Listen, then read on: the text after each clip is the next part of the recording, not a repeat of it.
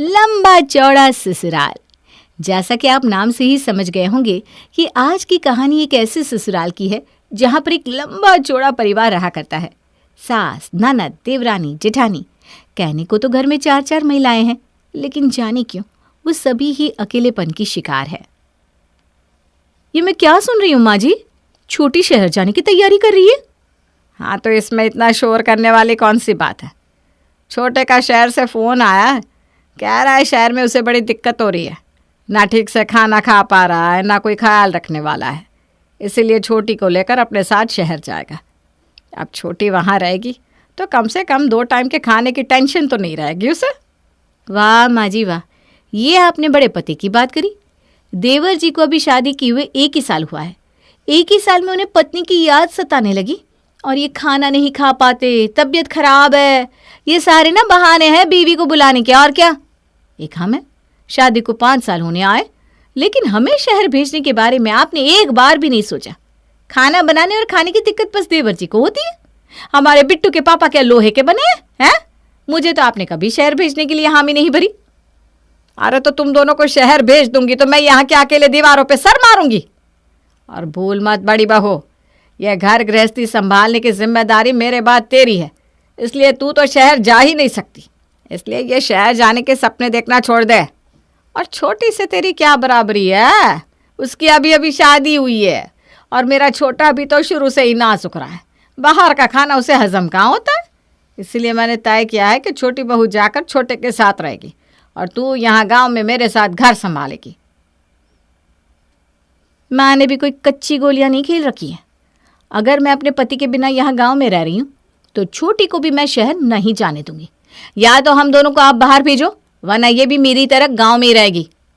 अरे भाभी, मैंने तो सुना था कि जेठानी बड़ी बहन की तरह होती है, लेकिन आप में तो बड़ी बहन वाले एक भी लक्षण ना है। अरे मेरे सुख से इतनी जलन। अगर मेरी जगह आपकी छोटी बहन होती तो उसके रास्ते में ऐसे ही कांटे बिछाती क्या? देख छोटी, तू ना इस घर की छोटी बहू है, इस नाते हर वो जिम्मेदारी और कर्तव्य जो मेरे माथे मढ़ा गया है उसकी आधी जिम्मेदारी तेरी भी है। बस अपना फर्ज निभाती रहे। तुझे तेरे फर्ज से पीछे नहीं हटने दूंगी मैं, चाहे जो भी हो जाए। मुझे तुम्हारी बहन बनने का कोई शौक नहीं है। देवरानी देवरानी होती है। जेठानी के मुंह से ऐसी बातें सुनने के बाद देवरानी को इतना समझ में आ गया था कि ससुराल में किसी से भी अपनेपन की उम्मीद करना बेकार है। एक औरत होकर ही अगर जेठानी उसकी स्थिति को नहीं समझ सकती तो किसी और से शिकायत करने का कोई मतलब नहीं है। बड़ी बहू, ये सर पर घूंघट क्यों हटा हुआ है? भूल गई कि तुम अपने ससुराल में हो? माँ जी, बहुत गर्मी हो रही है। इतनी गर्मी में सर पर घूंघट लेकर किचन में खाना बनाने से दम घुटने लगता है, इसलिए मैंने सर पर से पल्लू हटा दिया। और वैसे भी इस समय तो रसोई में हम दोनों देवरानी जेठानी के अलावा कोई और है ही नहीं। मुझे पहाड़ा पढ़ाने की कोई ज़रूरत नहीं है बड़ी बहू। अगर कोई आएगा तो पहले क्या तुझे चिट्ठी डाल कर आएगा? कोई रसोई में हो या ना हो, जो इस घर की परंपरा है उसे तुम्हें निभाना ही होगा। और गर्मी क्या आज पहली बार पड़ रही है? आज से पहले गर्मी नहीं देखी तुमने? थोड़ा सा गर्मी में खाना बना दोगी तो पिघल नहीं जाओगी। अरे हमने 30-30 लोगों का खाना बनाया इतनी गर्मी में।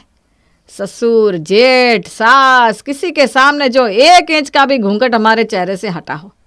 हमने तो खुद इतनी छूट दी हुई है तुम्हें कि भाई हमसे तो घूंघट करवा नहीं रहे, बस बाहर करना है। उतना करने में भी आफत आ जाती है दोनों देवरानी जेठानी को।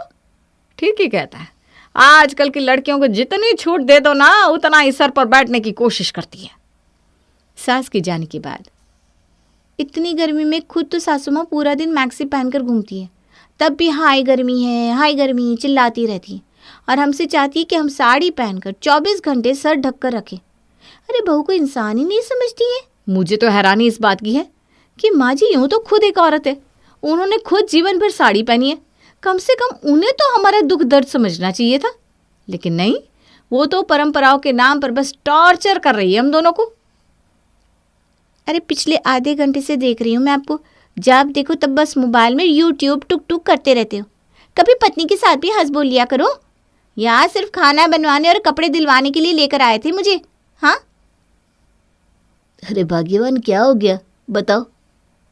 ये लो, रख दिया मैंने फ़ोन। शादी क्या हुई? ऐसा लगता है मैं तो हंसना मुस्कुराना ही भूल गई हूँ। इस घर में कोई हंसने बोलने वाला नहीं है मेरे साथ। दिन भर आपका इंतज़ार करो कि आओगी तो थोड़ी देर मुझसे बात करोगे, मेरा भी तो कुछ मन हल्का हो जाए। पर आप तो आते ही मोबाइल लेकर बैठ जाते हो। औरतों की तो ज़िंदगी ही ख़राब है, पूरा दिन घर गृहस्थी में पीसो और उसके बाद कोई कदर करने वाला नहीं होता। अरे ऐसे कैसे कह दिया तुमने? तुम 3 औरतें हो। अरे घर में खूब गप्पे लड़ाया करो। ऐसे कैसे तुम अकेली हो गई? अकेली तो वो औरतें होती है जो पति के साथ घर में अकेली रहती है। यहाँ पर तो मम्मी है, भाभी है, दोस्ती बढ़ाओ सबके साथ। तुम्हारी मम्मी और भाभी कुछ भी हो सकती है, लेकिन मेरी दोस्त नहीं हो सकती।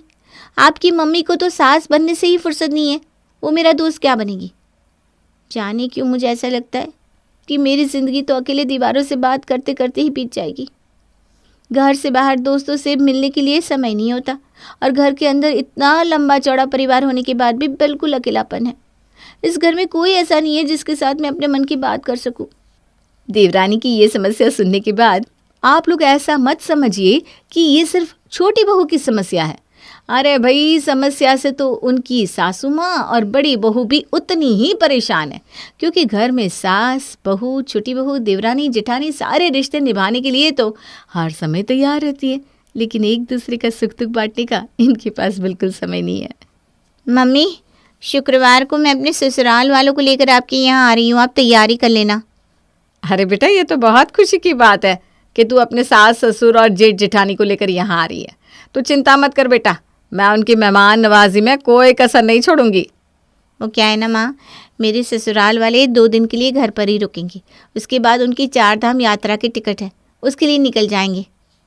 बेटी से फ़ोन पर बात करने के बाद अर्चना बहू, 2 दिन बाद भावना अपने परिवार को लेकर आ रही है। देखो, उसकी खातिरदारी में कोई कमी नहीं रहनी चाहिए। सुन लिया ना छोटी, तुम्हें तो वैसे भी जब तक नाम लेकर कोई काम ना कहो सुनाई नहीं देता, इसीलिए तुम्हें बता देती हूँ कि भावना दीदी अपने ससुराल वालों के साथ आ रही है तो बिना बहाना बनाए आकर रसोई में काम में लग जाना। वैसे भी माँ जी ने लंबा चौड़ा मेन्यू कार्ड दिया है और इतना सारा खाना मुझसे अकेले नहीं बनने वाला। जेठानी के टोंट भरे अंदाज से कही गई बात देवरानी शालू को अंदर तक चुभ गई थी। ये मेरा नाम लेकर ऐसे ताना मारने का क्या मतलब है भाभी? ऐसा लग रहा है जैसे भावना दीदी बस मेरी ननद है, आपकी कुछ नहीं। अरे उनके लिए कुछ भी बनाकर आप मुझ पर एहसान कर रही हो क्या? मुझ पर ऑर्डर चलाने से बेहतर होगा कि आप अपने कामों पर ध्यान दो। दोनों देवरानी जेठानी को तू मैं करते देख सास सविता का पारा भी 7वें आसमान पर पहुंच गया था। अरे देवियो, बस करो, बात बात पर लड़ाई झगड़ा करना ही आता है क्या तुम दोनों को? तुम दोनों बस दिन भर एक दूसरे के काम में कमी निकालती रहती हो। कान खोल कर सुन लो दोनों, क्या क्या बनने वाला है मैं अभी बता रही हूँ। एक सब्जी, पूड़ी, रायता, सलाद और छोले भटूरे बनाना। और हाँ, पूरा दिन नहीं है तुम्हारे पास, समय से सब तैयार कर लेना ताकि मेहमानों को समय से खाना दे पाऊँ। सविताओं ने बहुओं पर हुक्म चलाकर अपना कर्तव्य निभा लिया था, लेकिन सास की बताई लंबी चौड़ी लिस्ट को तैयार करते हुए दोनों बहुओं को कई घंटे तक रसोई में पसीना बहाना पड़ा था। शाम के समय ननद अपने पूरे परिवार के साथ मायके पहुंच गई। दीदी, नाश्ता तो हो गया, अब ऐसा करिए आप सब लोग बैठिए, हम दोनों खाना लगा देते हैं। अरे भाभी, ऐसे कैसे? आप दोनों कब खाएंगे? अरे नहीं दीदी, आप खाइए ना अपने ससुराल वालों के साथ। सबको खिलाने के बाद ना हम सबसे लास्ट में खाएंगे, हमारी टेंशन छोड़िए। ऐसे कैसे भाभी? अच्छा ऐसा करो, अभी ना पहले सारे आदमियों का खाना लगा देते हैं, उसके बाद दोनों मम्मियों का खाना लगा देंगे और फिर हम तीनों लास्ट में खाना खाएंगे। बोलो कैसी रही? अरे नहीं दीदी, बहुत लेट हो जाएगा, आप बैठिए ना, हम सबका खाना साथ में लगा रहे हैं। हमारा क्या है, हमें तो आदत है। अरे भाभी, आप बस मेरी बात मानो, कुछ लेट नहीं होगा। ननद की बात मानकर दोनों देवरानी जेठानी मिलकर पहले घर के सभी आदमियों का खाना लगा देती है। आदमियों को खाना खिलाने के बाद वो अपनी सास और ननद की सास का खाना भी परोस देती है। दीदी, मैंने कहा था ना आप खाइए। अब देखिए पूरियाँ ख़त्म हो गई है, सलाद भी ख़त्म हो गया है। ऐसा करिए आप और भाभी खाने के लिए बैठिए, मैं गर्मा गर्म पूरियाँ उतारती हूँ। अरे बेटा, इतना घबराने वाली क्या बात है? तुमने इतनी मेहनत करी, इतना सारा खाना बनाया, सबको खिलाया, अब तुम भी तो थक गई होगी ना? ऐसा करो, तुम तीनों खाने को बैठ जाओ और गर्मा गर्म पूरियाँ मैं उतारती हूँ। अरे बहन जी, आप हमारी मेहमान हैं, आप क्यों बनाएंगी? आप चिंता मत करिए, छोटी बना लेगी। कैसी बात करती है बहन जी आप। बना तो वो लेगी ही, लेकिन हमें भी तो उसकी थकान और परेशानी को समझना चाहिए ना। इन्होंने सबके लिए भोजन बनाया, गर्मा गर्म परोस कर खिलाया। क्या इनका अधिकार नहीं कि इन्हें भी गर्म खाना मिल सके? बिल्कुल ठीक कहा माँ जी आपने। पूरियाँ मैं बना रही हूँ, सलाद काट दो। बहू की बात सुनकर शांति देवी बड़ी बहू के साथ मिलकर खाना लगाने लगती है। बड़ी बहू, ये साड़ी तुझ पर ज़्यादा अच्छी लग रही है, इसे तू ही रख ले। अरे नहीं नहीं मम्मी जी, आपके ऊपर ज़्यादा अच्छी लगती है। बल्कि सच बताऊँ तो आपके ऊपर सारी साड़ियाँ अच्छी लगती हैं। अरे बहन जी आप ही बताओ, बड़ी बहू इस साड़ी में अच्छी लग रही है कि नहीं? मैं कुछ समझी नहीं बहन जी, ये साड़ी दरअसल है किसकी? अरे बहन जी, हमारे घर में ना साड़ी किसी एक की नहीं होती। एक साड़ी को हम तीनों सास बहू पहनते हैं, जिसके ऊपर ज़्यादा फप जाए वही रख लेता है, वरना तीनों बारी बारी से पहनते रहते हैं। दीदी, क्या आपकी सासू माँ आपके ससुराल में भी ऐसी आपके साथ रहती है, इतनी खुश मिजाज, अपने हाथ से बनाकर खिलाने वाली? भाभी, हम तीनों सास बहू देवरानी जेठानी बिल्कुल दोस्तों की तरह रहते हैं। एक दूसरे के सुख दुख में काम आते हैं और अपनी ईगो के लिए दूसरे को परेशान बिल्कुल भी नहीं करते। माँ जी भी हमारी परेशानी को बहुत अच्छे से समझती है, इसीलिए गर्मी आने से पहले ही हम दोनों को सूट सिलवाने के लिए कह देती हैं, ताकि हम गर्मी में परेशान ना हो। अरे बाकी में बहुत अच्छी है सासू माँ। ना तो हमारी सास हम पर सास वाला रौब झाड़ती है, और ना हम बहुएं सास को देखकर नाक मुंह सिकोड़ते हैं। मिलजुल कर रहते हैं और एक दूसरे को खुले दिल से प्रेम करते हैं। साथ में शॉपिंग करने भी जाते हैं, मिलकर काम निपटाते हैं और बीमारी में एक दूसरे का बहुत ख्याल रखते हैं। बस इतना समझ लो भाभी, हंसी खुशी जीवन कट रहा है एक दूसरे के साथ, और प्यार से कब समय कैसे बीत जाता है पता ही नहीं चलता। तो आपकी जेठानी और सास आपको ताने नहीं देती, पॉलिटिक्स नहीं करती? अरे नहीं, बिल्कुल नहीं। उल्टा माँ जी तो मुझे अपनी बेटी की तरह ट्रीट करती हैं, और जेठानी और मैं तो बेस्ट फ्रेंड्स हैं। ननद की बातों ने दोनों भाभियों को हैरानी में डाल दिया था। कुछ देर बाद, माँ, क्या आप भी दोनों भाभियों की तरह मेरी सास के बर्ताव को देखकर हैरान हो?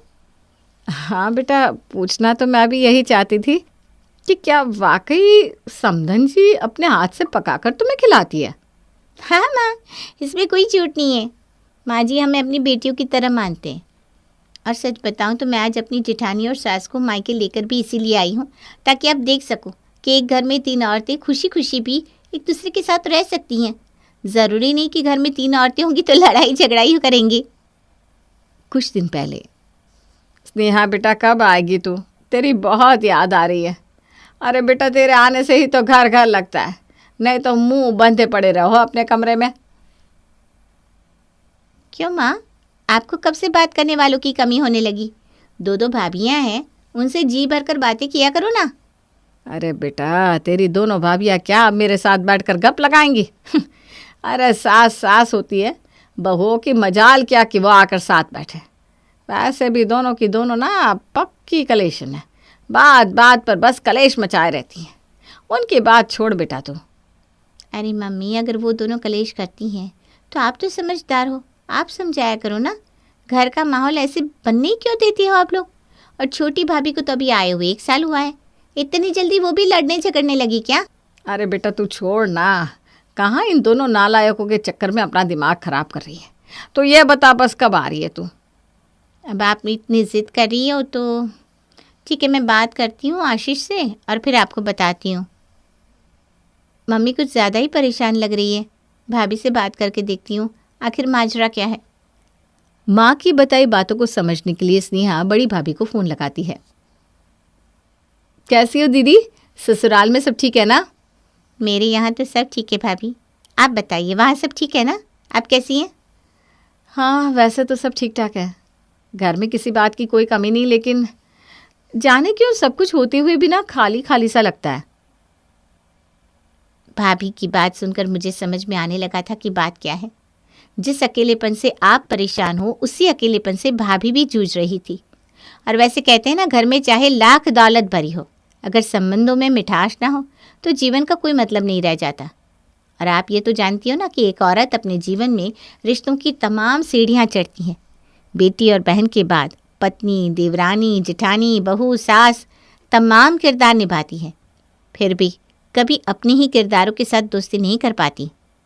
आप भी तो कल तक किसी की देवरानी थी, बहू थी, फिर आज अपनी बहुओं की समस्या पर आंखें कैसे मूंद लेती हो माँ? औरत होने के नाते आप तीनों सब कुछ बन गई, लेकिन दोस्त नहीं बन पाई एक दूसरे की। जिस दिन आप अपनी बहुओं से दोस्ती कर लोगी ना, ये अकेलापन आपको छोड़कर चला जाएगा। तो बिल्कुल ठीक कहती है बिटिया। अपनी बहुओं की तकलीफ़ को तो मैंने कभी तकलीफ़ माना ही नहीं, कभी उनके साथ हमदर्दी नहीं दिखाई, कभी प्यार से उनकी तरफ देखकर मुस्कुराई नहीं, साथ में बैठकर कभी बातें नहीं की। बस हमेशा अपने सास होने के गुरूर में चूर रही। जैसी राह मैंने दिखाई वैसी राह पर मेरी दोनों बहुएं चली। घर का माहौल ही ऐसा हो गया कि सब अपने अपने में रहने लगे। अगर अब आपको अपनी गलती का एहसास हो गया है माँ, तो अभी भी अपने अंदर सुधार ला सकती हो। आप बदलोगी तो दोनों भाभियाँ भी अपने आप बदल जाएंगी। स्नेहा की बातों का माँ कौशल्या पर गहरा असर हुआ था। कुछ ही दिनों में कौशल्या निवास के रीति रिवाज बदल गए थे और अब वे तीनों सास बहू दोस्त बनकर खुशी खुशी साथ रहने लगी थी।